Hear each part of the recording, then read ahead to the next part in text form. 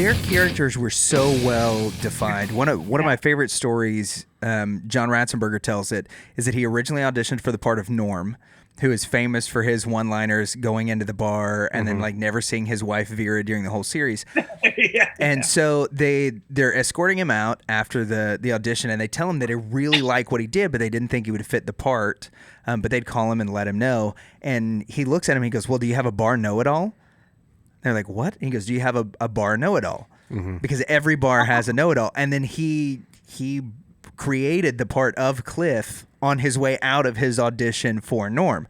And those two are kind of the anchors of the show at the end of the bar. Well, one of the things I've always been curious about, and I've heard this, is that a lot of the bar know-it-all facts that Cliff comes up with are just lines that he issued off the top of his head, that most of those were unscripted and it was just stuff that he came up with. And that's never anything I've heard him say.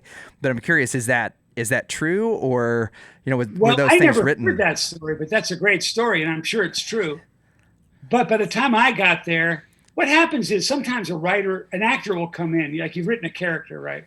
And the actor comes in, and actors come in all day, and you kind of your face starts to hurt because you want to be polite, and they're not good, or they're not right. Not that they're not good, and then somebody will come in and ding, it's like a dog hearing a particular kind of whistle, that's guy's great.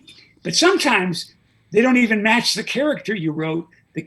You'd rather now take the character and adapt it to what this hysterical person is doing. So I'm sure that he probably did improvise all those things early on, but our jobs were to now let's write a know-it-all for Cliff, So then you kind of help the actors out, but that was his invention. But after a while, you want to give him some choices,